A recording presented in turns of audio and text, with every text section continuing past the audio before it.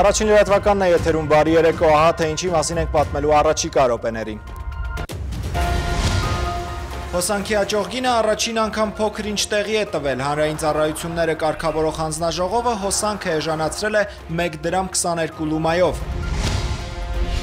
Մի քանի պատիկով ավելացավ խաղային բիզնեսի տուրքը, խորհրդարանը հաստատեց վճարվելու է 5 միլիոն դրամ, նախկին 100-ի փոխարեն։ 12-րդ դասարանի ծրագիրը կարող է լինել ընտրովի աշակերտի ցանկությամբ դպրոցի ճամփան 2016-ին և սպասվող փոփոխությունների մասին։ Ցնցացող Հալեբ և համացանցը ցնցած ողջակիզման կադրեր, Հալեբն ամբողջովին ազատագրվել է, իսկ թուրքական բանակը շարունակում է զոհեր տալ։ Եվ չմոռացվող հնի մասին, երևանյան պոդիումում նորաձև են տարազի զարդանախշերը։ Հանրային ծառայությունները կարգավորող հանձնաժողովը այսօր հաստատեց հոսանքը էժանանում է ոչ շատ, ընդամենը 1 դրամ 22 լումայով։ 2017-ի փետրվարի 1-ից էլեկտրաէներգիայի ցերեկային սակագինը կկազմի 44 դրամ 98 լումա, ներկայիս 46 դրամ 20 լումայի փոխարեն։ Գիշերային սակագինը կլինի 34 դրամ 98 լումա։ Սոցիալապես անապահովների համար, ինչպես գազի, այնպես էլ հոսանքի դեպքում գործելու են առանձին շատ ավելի ցածր սակագներ։ Նպաստառուները օգտագործած էլեկտրաէներգիայի դիմաց ցերեկը կվճարեն 40, գիշերը 30 դրամ։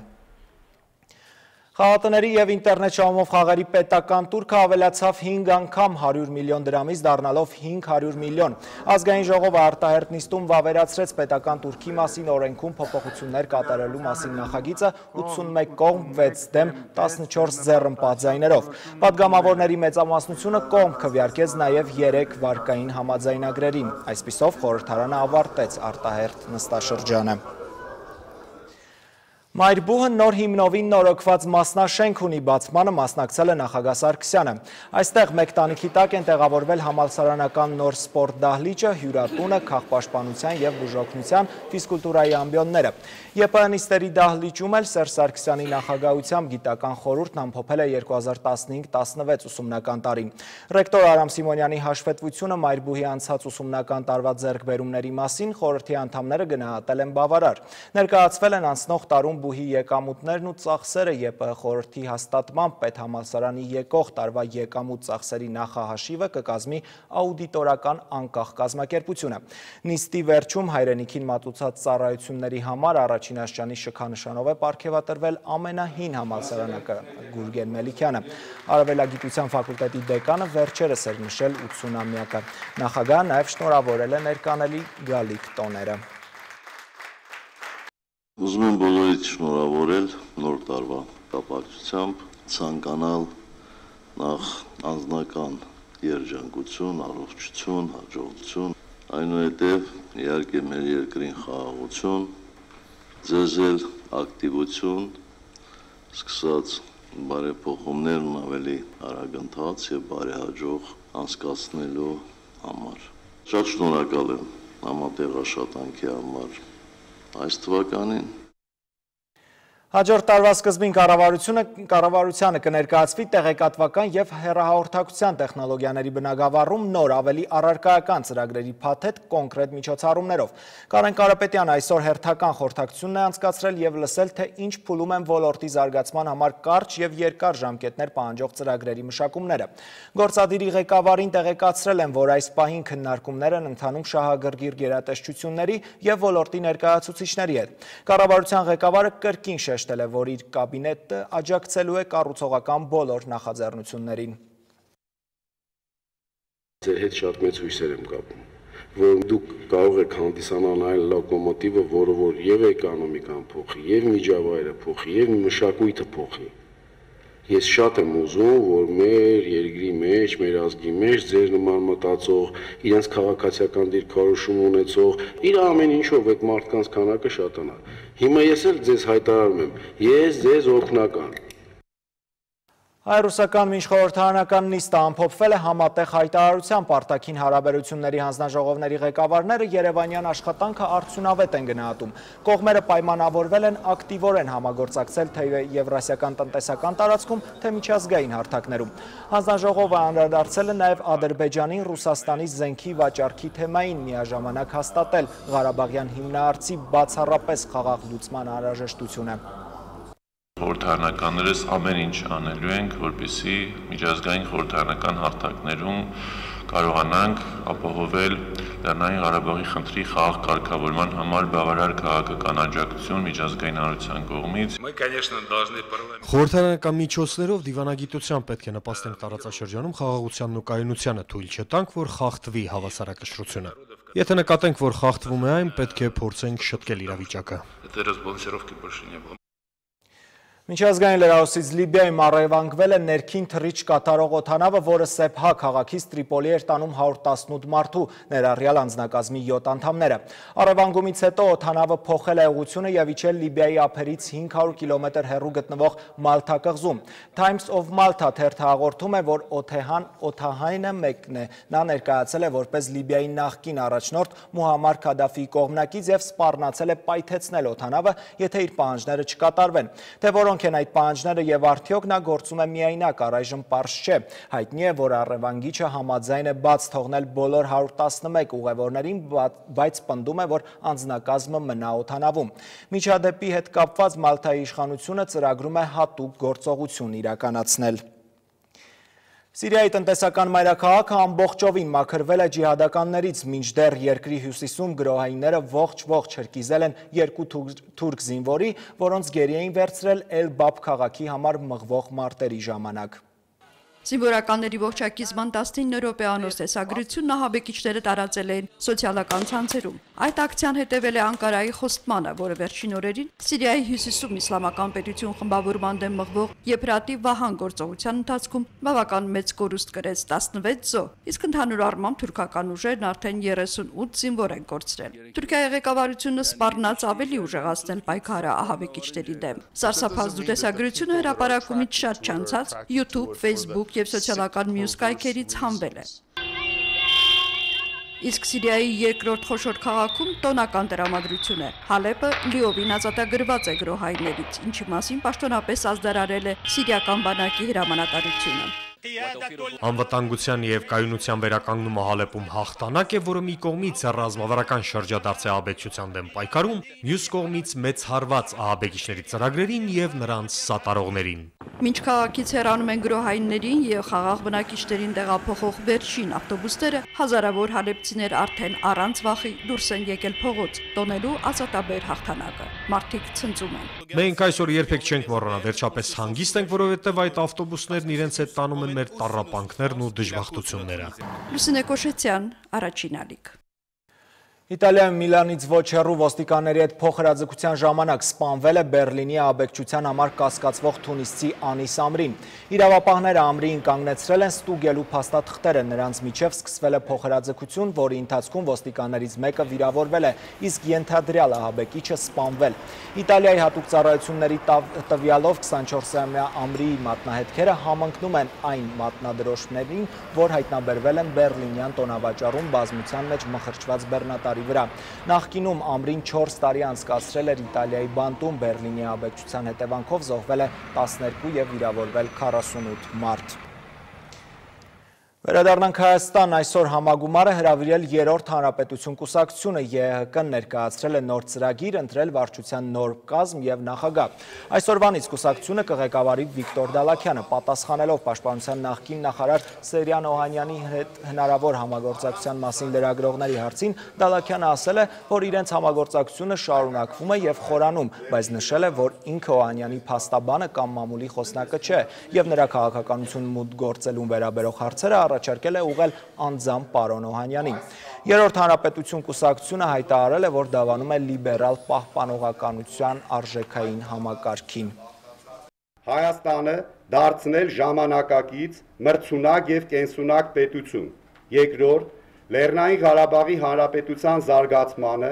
անվտանգության ապահովմանը եւ միջազգային ճանաչմանը առավելագույնս աջակցելը։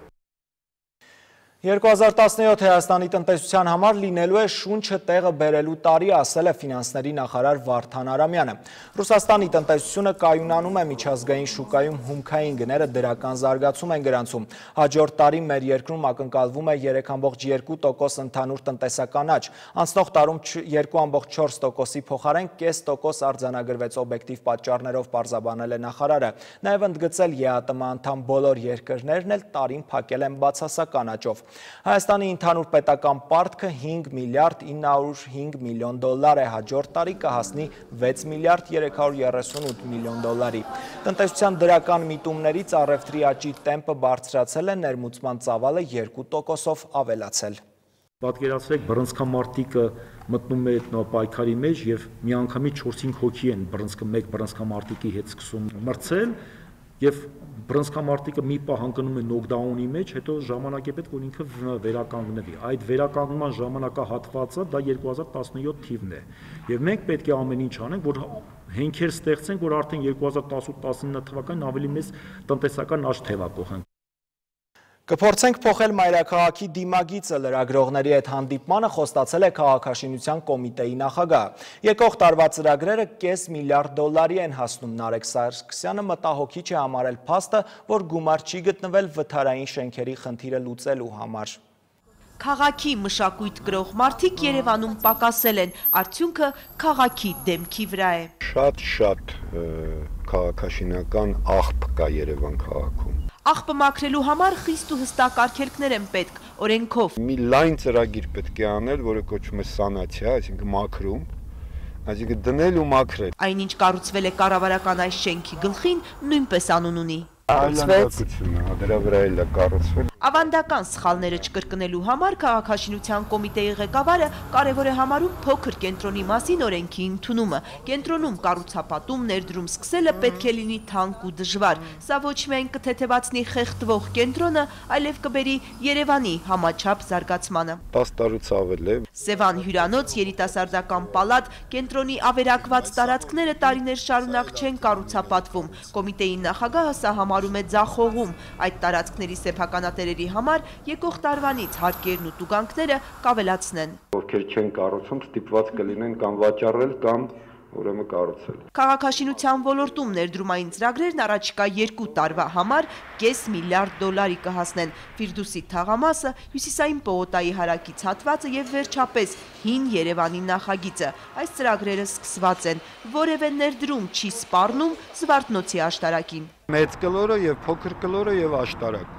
Դրանք երեքը պետք է մնան եւ պահպանվեն։ Քաղաքաշինական ոլորտի ամենահակասական, ամենահաճախ քննադատվող դեմքը ի դեպ շատ դրական է վերաբերվում իր հասցեին հնչող մեղադրանքներին, նույնիսկ եթե տվյալ վիճելի կառուցապատման հետ կապ չի ունեցել, քննադատում են, ուրեմն պահանջում են։ Հյուսիսային պողոտայով շարունակում է հպարտանալ, դա երիտասարդների համար է։ Հին երևանցիները թող սպասեն հին Երևանի կառուցմանը, անձամբ ափսոսում է միայն մեկ Պուշկինի 28 շենքի քանդման համար։ Սուսան Բադալյան, Տիգրան Բաբայան, առաջնալիք։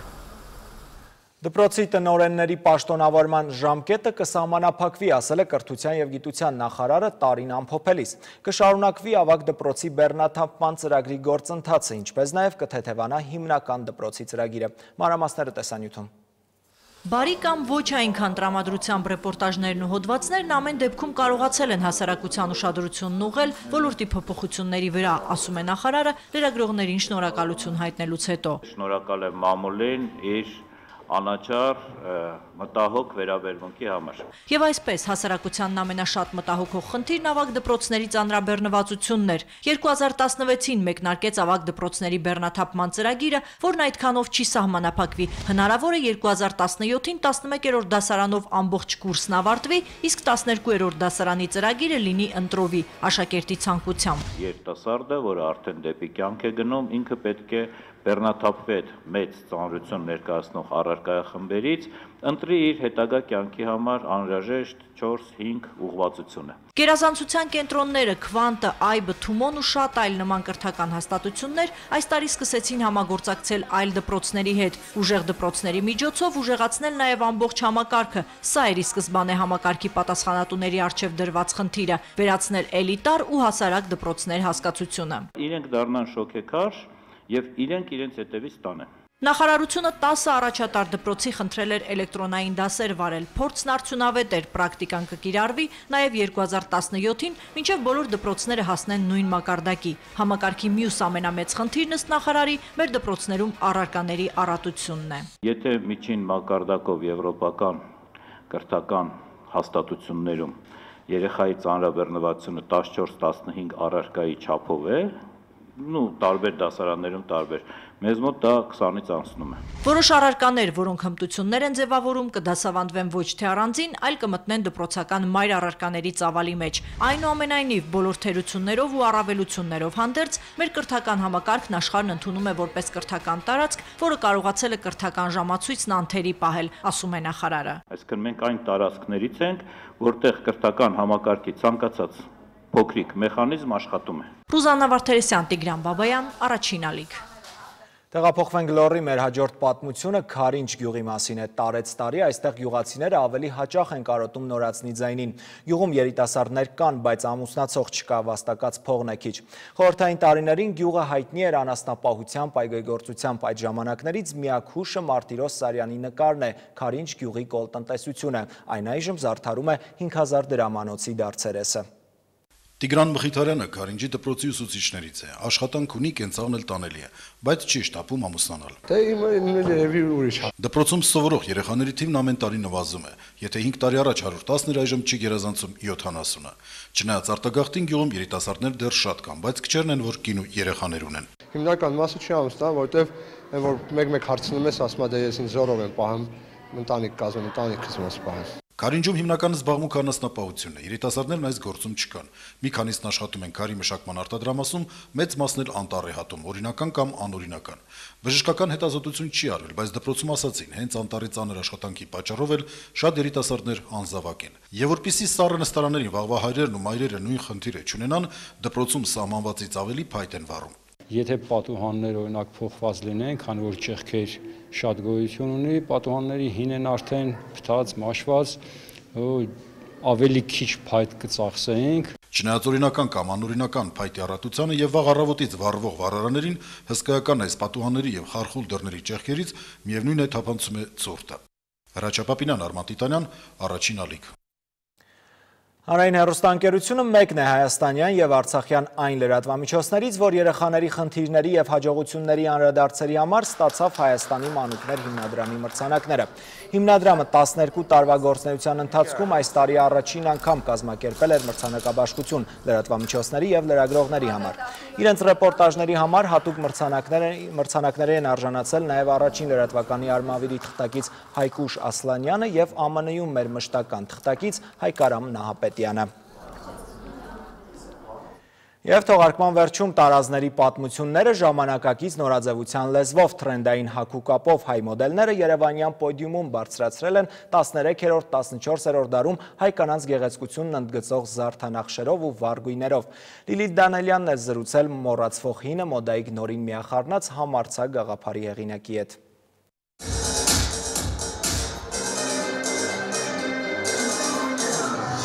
Պատմությունից նորաձևություն հայկական զարդանախշերը մեր օրերի ոճով, ինչպես հնդիկն է սարիով պահպանում իր ինքնությունը, այնպես էլ հայը չպետք է մոռանա իր տարազի մասին։ Զգեստի հիշողությունը պահելու համար տիկին Սվետլանան այս գործն է սկսել։ Մենք շատ հեշտությամբ մեր մշակութային արժեքները այսպես զիջում ենք օտարների։ Շուրջ 70 հագուստ բոլորը լրացված ձեռքի աշխատանքով։ Ինքս շատ հարմար եմ ինձ զգում։ Ինքը ունիկալ ու անհատականություն է տալիս անձի։ Նկարների ու հագուստի հավաքածուն նույն անուն ունեն, մեծ արթնություն, կենտրոնի նկարը սրբադասում է կոչվում։ Եղեռնի զոհերի հիշատակը նկարչուհին պատկերել է հոգիների թռիչքով դրախտում։ Այս խոսք չի, բառ չի, սա այդպես է, ուրիշ կերպ չեմ կարող ապրել,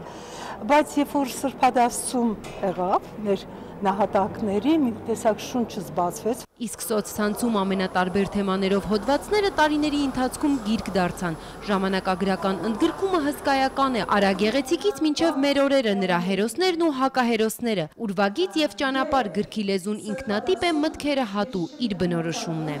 Լիլիթ Դանելյան, Տիգրան Բաբայան, Առաջին ալիք։ Առաջին լրատվականի գլխավոր թողարկումը երեկոյան 9-ին է, բաց չթողնեք։